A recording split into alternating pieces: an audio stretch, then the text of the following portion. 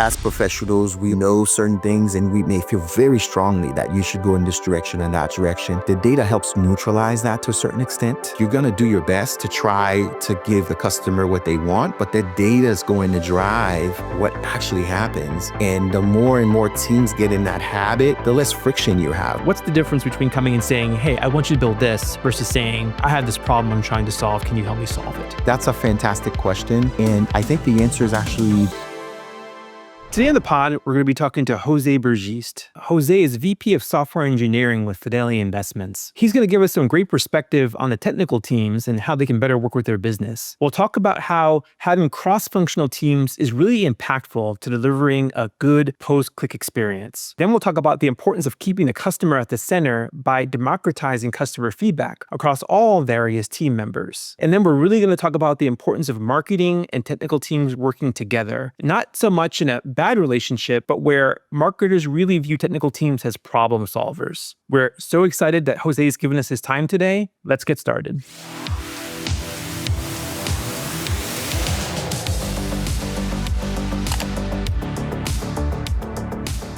Jose, thank you so much for being on the podcast today. We're super excited to have you on. Hey, likewise. It's fantastic to talk to you, Shamir.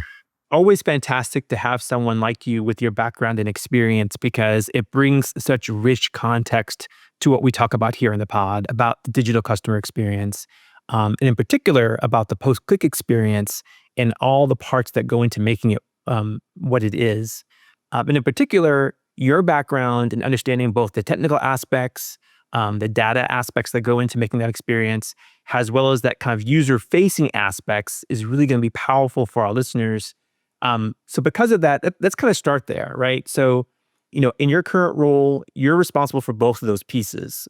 You're thinking about those technical elements that end up being customer facing, but you're also thinking about those data elements that sit in the background that feed that and allow those experiences to take place.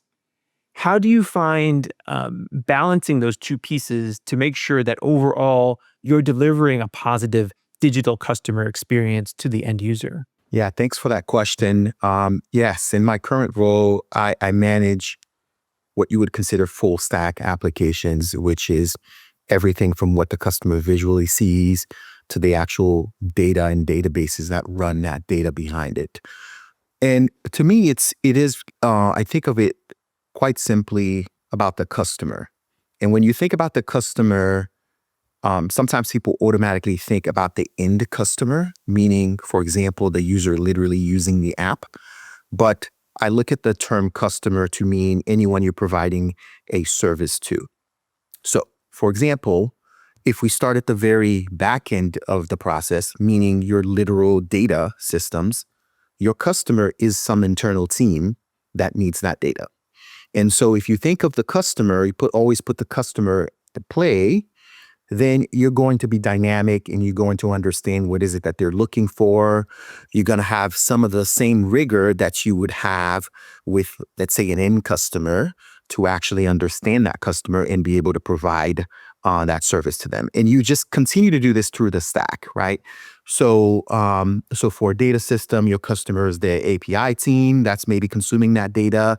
The APIs team consumer, maybe the UI team that needs that information. And then the teams that are building the UIs, their end customer is the actual traditional customer, which would be effectively you and I using the app. So that's the first thing. And then the second thing is to understand also the chain of customers. So it's not just important to say, hey, I understand my customer is this API team, and then that's it, right? By understanding your customer, it also means you should understand your customer's customer, right? And all the way down the chain. And if you do that, I find that it works pretty well because at the end of the day, every team that's responsible for their piece has enough context of who ultimately uses that information.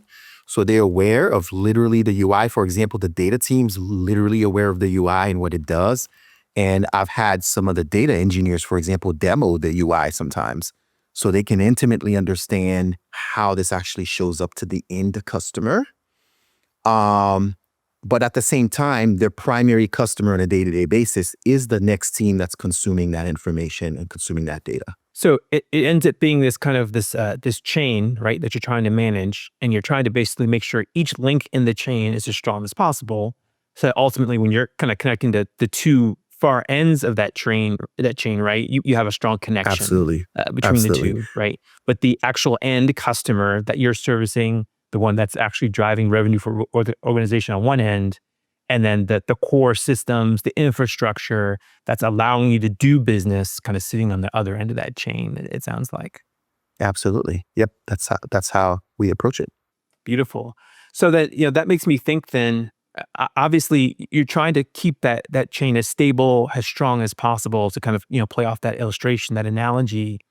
Um, But as you're moving along, as technology enhances, you want to innovate, right? You want to experiment. You want to see how are there ways to improve that, whether that's the actual end user experience or maybe anywhere kind of along that link of those links to those chains to be able to deliver a better experience for those internal or the ultimate external customer.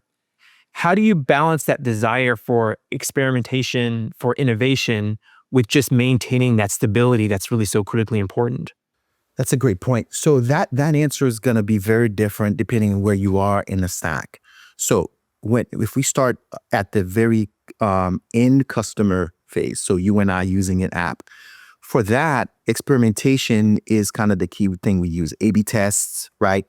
And making UI changes to see what works. And you use literally using data to understand what are customers clicking on, how should you change the user interface.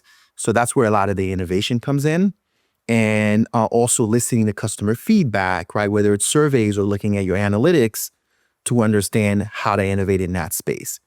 As you move down the stack, so for example, if we look at the API tier, there's less of a need to do actual A/B tests because at that point, stability is extremely important. For example, an API contract, you don't want to break that contract, right? You don't want to change a field and break the UI. So for that, you're doing versioning. So that's one way you can innovate is create new versions. But it certainly is a lot slower than, for example, a front end where you can change things quite often. Besides versioning, the other common practice is to be able to obfuscate your consumer, or I used the term customer earlier, from your changes. So, for example, if you have an API, let's say it was written in Java, and you want to change that to Node.js, for example. Um, there's ways for you to basically make that change behind the scenes, and because you don't or you are not breaking the contract, your consumer doesn't see a difference. They're hitting the same API, it looks the same, the data comes back the same. And so some innovation happens there where you're swapping out technologies and you're doing it in a manner in which you don't change the actual end result that the customer sees, but you could completely rebuild some of these systems. Same thing goes with databases. We have database migration projects all the time where we go on from maybe a legacy database to a brand new cloud-based database. And the key thing there is keeping your data schema very similar.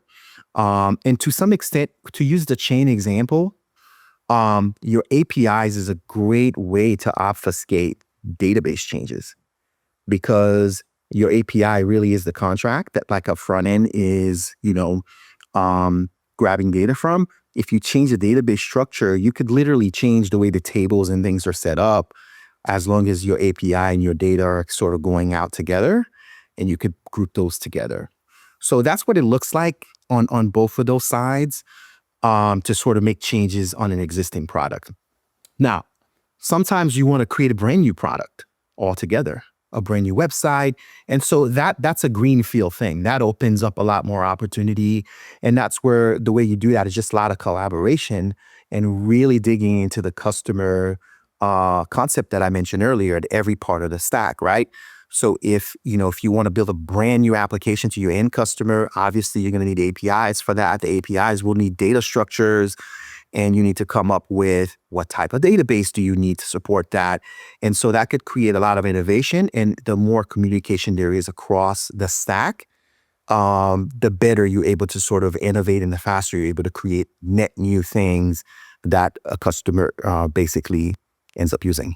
I love the level of detail you're giving because it's really important for our listeners, for marketers out there to kind of understand what's happening on the back end, and to understand the capabilities in the technical world, as you kind of mentioned, to kind of, for lack of a better way to put it, to separate what the customer is actually experiencing, what that person's experiencing as they go through the application, through the website, whatever the case is, from some of the things that are happening in the back end, some of the things that you have to fix or you have to update or upgrade or whatever the case is, and then kind of reconnect that piece into the flow so that you're able to improve performance and drive that innovation that's so important, to version or even to experiment, as the case may be, but to keep that hidden from the actual end person and what they're experiencing, so that they don't get the pain or the kind of the messiness, right, that needs to happen behind the scenes in order for you to drive a really good experience.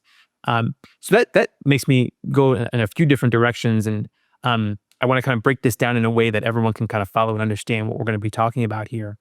So the first thing it makes me think about is, okay, with all this happening on the back end, and knowing that, of course, that directly influences, it powers really what the customer, what the person ends up seeing.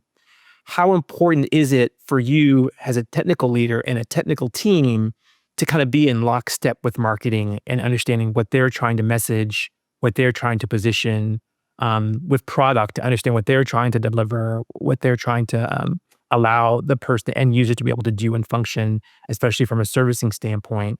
How important is that level of alignment and communication between those two teams? It's absolutely critical. You absolutely need to understand what the goals of marketing, for example, is, what are they trying to accomplish. And we go as far as embedding marketing, people into our teams. So the concept of cross-functional team is a very important concept. So you don't want to have a team that's only engineers, for example, right? Or only QA or only marketers. If you can, to the extent possible, have teams that have multiple disciplines represented. So as you're building a product, you're getting that input. And that input is happening, on a sprint by sprint basis. So a sprint is typically like a 2-week period. So you constantly getting that feedback, you're getting that knowledge, and that it looks pretty much like integrated at every stage of the process, versus you're getting direction from this team that says this, and then you try to build it, and then you deliver it, and they're like, that's not what I meant, or and things like that. And it also, when you're part of one team, it also psychologically creates a different dynamic where it's not us and them, right? It's we, and we're building something together, right? And everyone's learning from each other and building something that ultimately impacts the customer. The customer is the center of this, right? And that's who we're trying to serve. We're not trying to serve our roles per se. And that's, so I would say it's very critical. Yeah, and it's something that we love talking about here on the pod, because that alignment between the technical aspects of IT, between data, between marketing, product, having those things in alignment really is what ends up delivering the end product, the actual experience that ends up being the most impactful, right? That gets people to engage, that gets people to use the online systems, that gets people to become customers, or to retain them as customers. It's because those things are in alignment and people aren't feeling what oftentimes in the organizations, and I'm sure you've experienced this in your career, is a lot of pain in getting those teams to be able to work together and sit at the table and speak the same language. And you gave a great example, right, where marketing asks for one thing, but then the technical teams come back and deliver something different. And it's like, that's not what we asked for. And you feel like you're speaking two different languages, and you can't get that thought kind of across, and you can't get that idea among the kind of over the finish line. So I think that's super important. The other thing I want to layer on top of that, and now I want to ask you about, is, so you've got the teams behind the scenes working together, but even as a technical leader, how important is it for you and your teams to understand the feedback that's coming from the end customer, right? Seeing those analytics, seeing that feedback, that research, how much does that influence you on what you're trying to do, even from a back end technical aspect? It is extremely important. And that's everybody's job, right? Is to understand their customer. So it's not even just me as a leader. I want every engineer on the team, every marketer, QA. I want every functional role to understand what the customer is saying and what's coming up. And so we want to democratize data when we say that, right? Now, I want to be a little more specific there because sometimes when we say democratize data, it makes it sound like everybody's pulling in reports and everyone is trying to. You still have specialists, right? You still have analysts that are really good at understanding what does this actually mean, right? What is the insight from this data? So that role is critical. And democratizing data doesn't mean everybody pulls the data and interprets it differently. It means you have specialists pull the data, interpret it, but the sharing is democratized, right? And people see things. We leverage some of the Scrum like meetings, so the demos, right? The planning meetings to share data, to say, hey, we're building this thing. This is why we're building it. Customers are saying this. Or we have some comments from customers that this isn't showing up and they're upset about it. Because it's everybody's job to understand ultimately who pays our check at the end of the day. It's the customer. And so that's how I think about it. That makes sense. And you can see how powerful that would be, right, on a cross-functional team where the information, the feedback they're getting about the customer is really at the center of the team, right? And each of them are able to give their own aspect, right, their own kind of perspective on that data and how it affects their world. And that gives them a clear picture of saying, hey, it doesn't matter what my goal is from a department standpoint. We're all looking at the same end goal, which is what this customer is saying, what their feedback is. And we're just seeing it from different angles. But if we work together, we're essentially getting the full picture, right, of what the customer is saying, and we're able to deliver that picture. The other great thing about data that it does is it eliminates the whole, it's my opinion, right? This I feel strongly that we should do X, right? It starts getting the team to get out of that, right? Because as professionals, we all learn things, we know certain things, and we may feel very strongly that you should go in this direction and that direction. The data helps neutralize that to a certain extent, because now you're seeing what are the results, right? And to a certain extent, constantly sharing data also makes people adjust to failures, right? Because sometimes you think this thing's going to be great and it's like, it's not very good. The customers are saying it's not. And, the data's showing that. And so the more you sort of practice that, you realize that like, it's not about your opinion. It's not about what you think is the best. It's you're going to do your best to try to give the customer what they want, but the data is going to drive what actually happens. And the more and more teams get in that habit, the less friction you have, right? The less infighting you have between the teams that want different things, and the data sort of that neutralizer. Yeah, isn't that this theme, right, of leveraging and sharing information across these cross-functional teams is one that you've really been hitting a lot, and I love that you're doing that because it's super powerful. I'm sure a lot of the people listening to this pod right now, they've heard about cross-functional teams, they've read about cross-functional teams.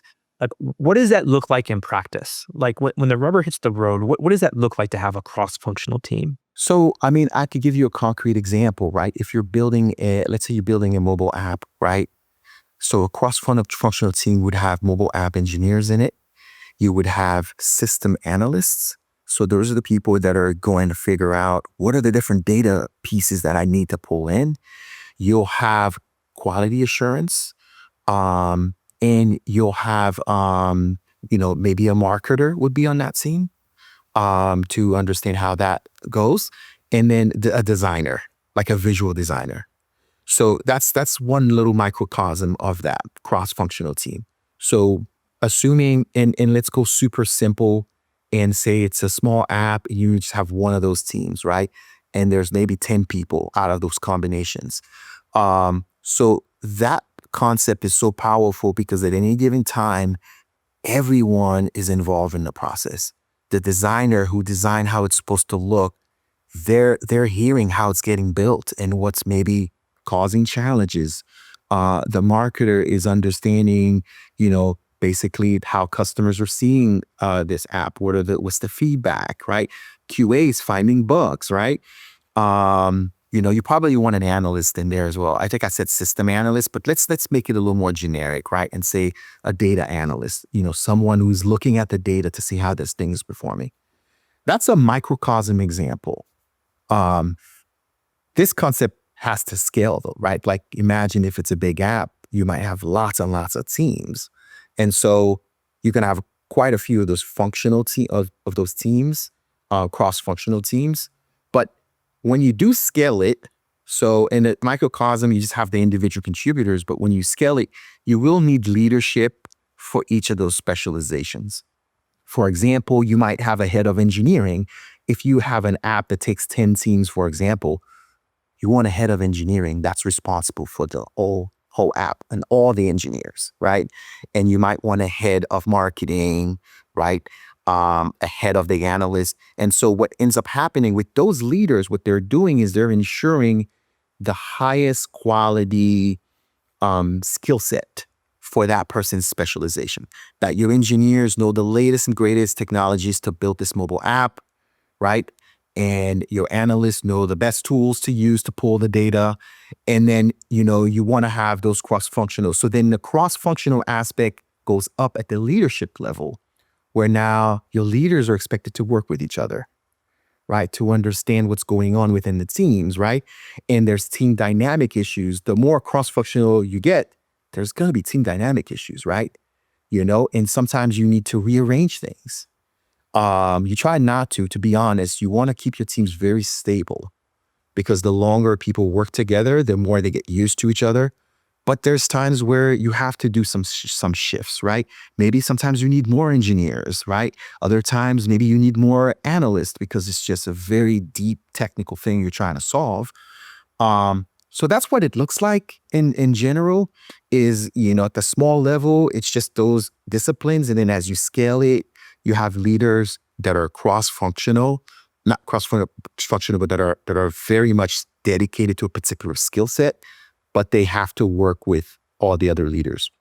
Right. To make sure that they're in alignment in terms of the direction that things are going in, right? In terms of how they're trying to drive the end solution of product. Absolutely, because every field moves fast in their own direction, right? And for example, me as an engineering leader, I would not be expected to know the latest and greatest marketing techniques. But a marketer would know that. A marketing leader would know that.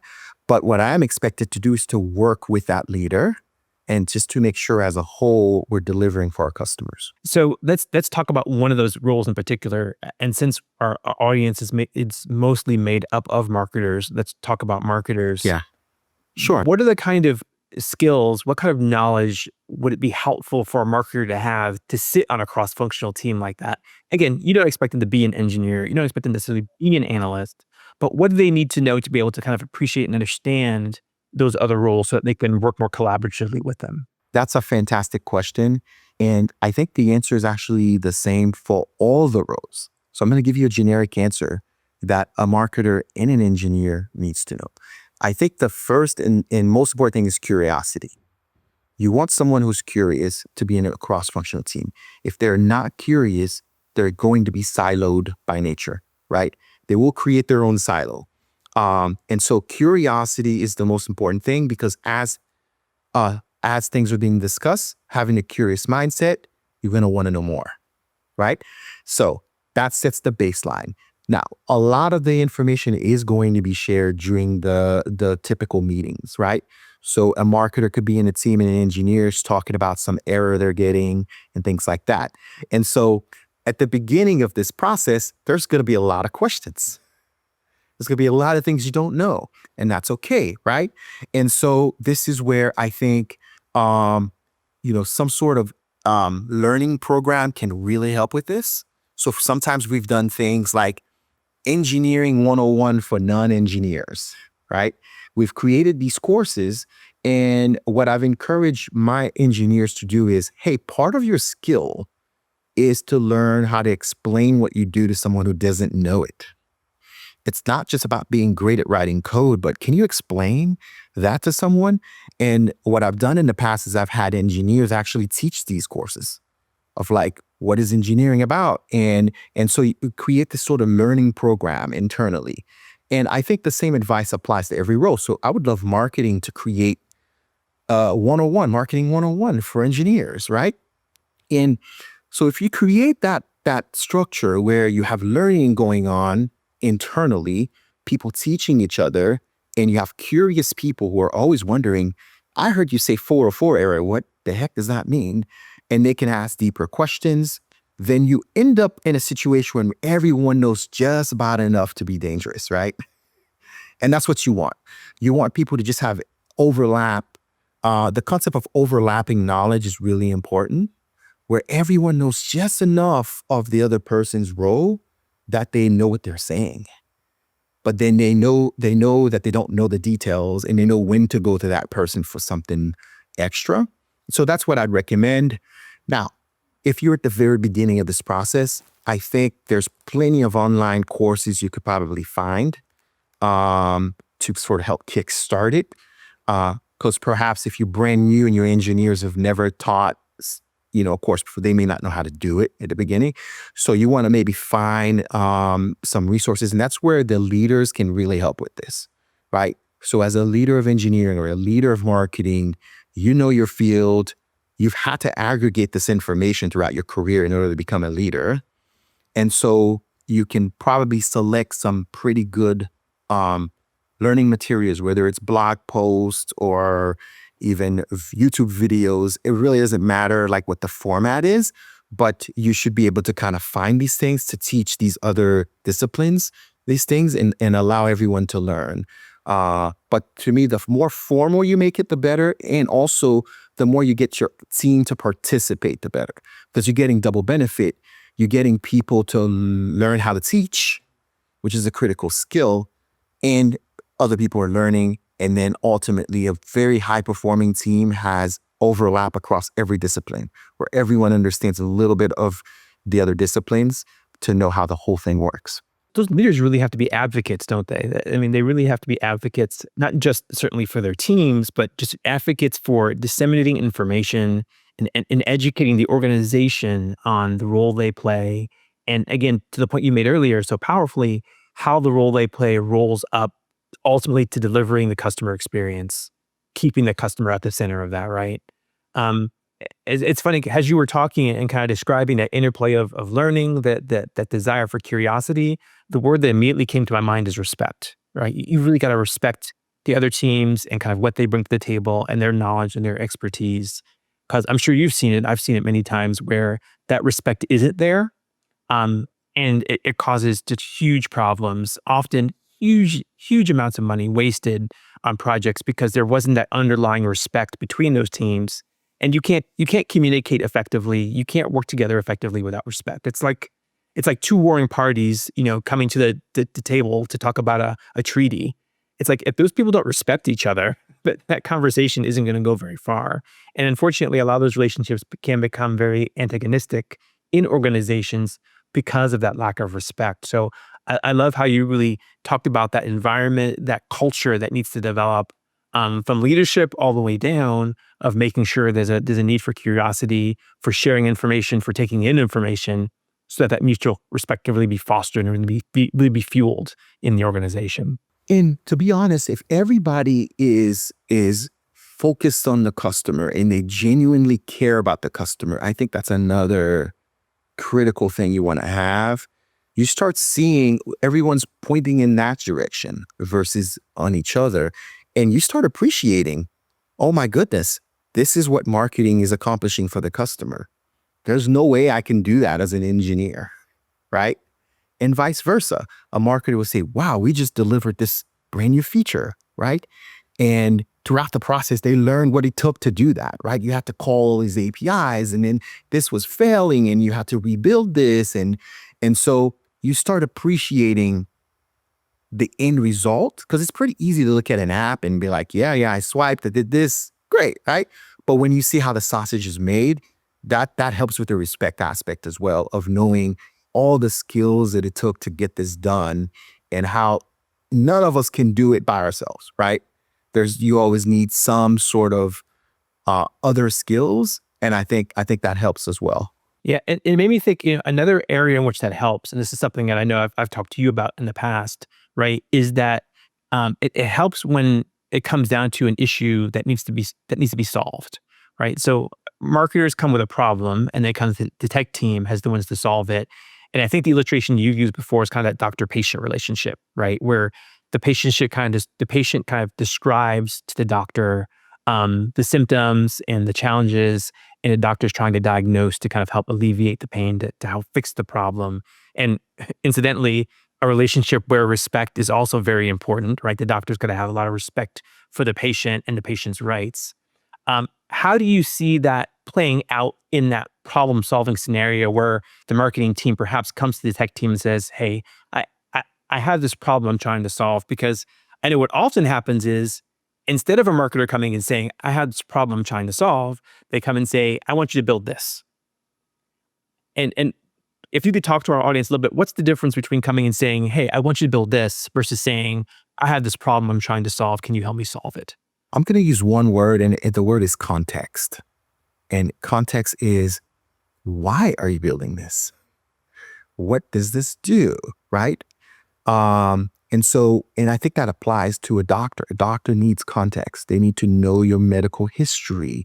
They need to know if you said you're suffering from this, maybe running some labs, right?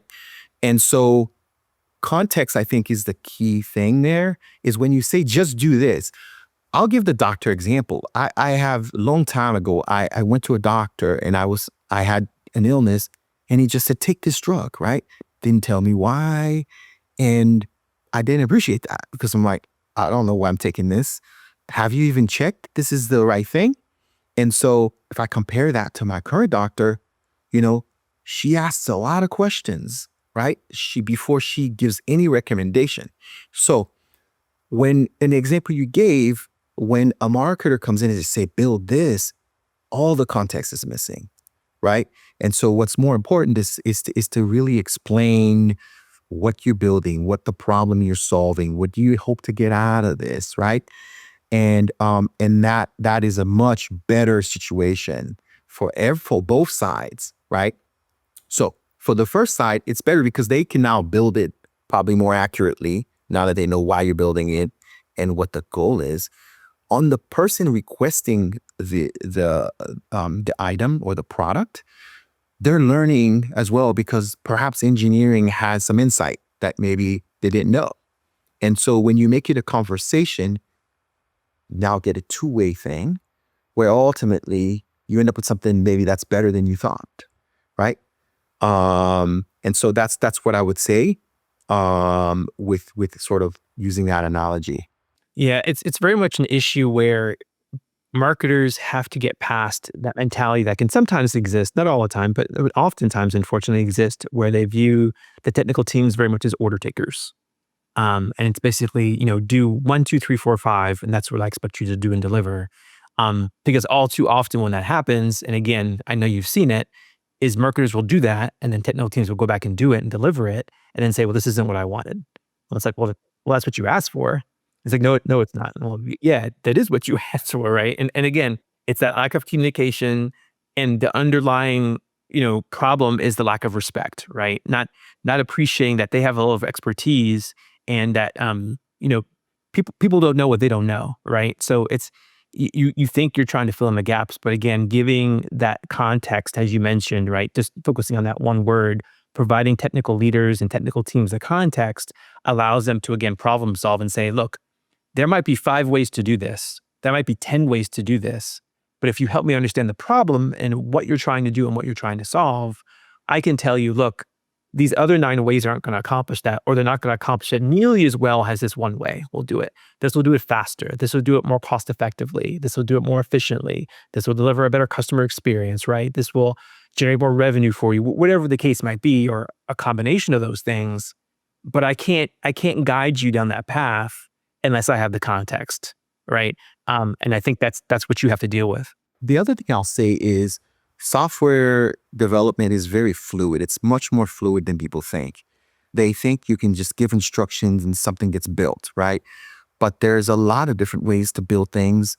And what you want to do is to actually leverage that fluidity to be more agile. And when I use the term agile, I mean iterative, right? Meaning instead of one big request, if you could break that down to smaller things that are delivered so you can really take advantage of the fluidity because software is fluid, right? It actually is an advantage, meaning you could deliver something to your customer, see what they think. And then you could go in whatever direction they're going, because that's ultimately why we're in business, is to serve the customer.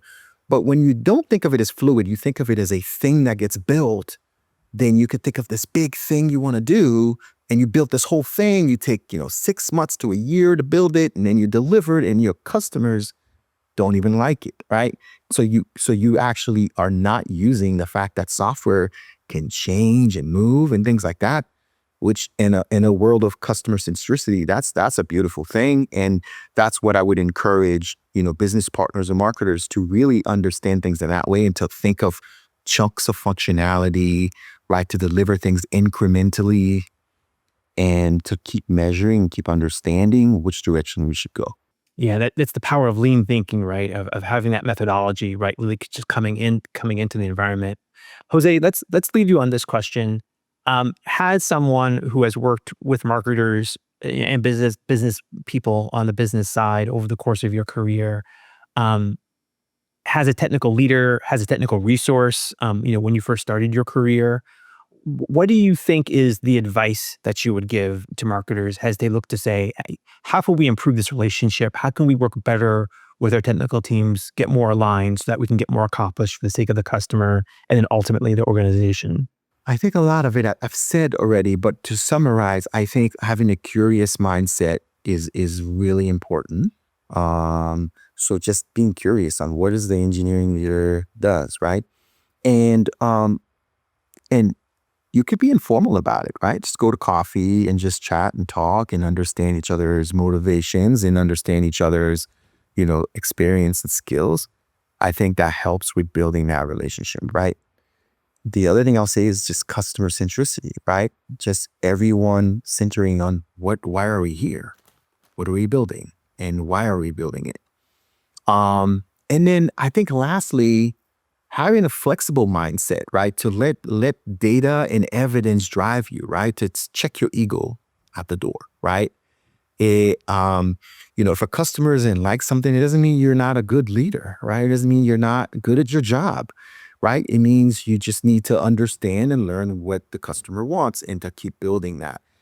Those are kind of the three things I would say. They're not easy buttons. Let's be clear about it. It takes time. It takes investment, right? And you have to kind of have lots of conversation, and you could be informal or formal, right? It depends on personalities and things of that nature, right? And I think that's what happens. At least when I show up to a new place, when I go to a new job, I want to build relationships, right?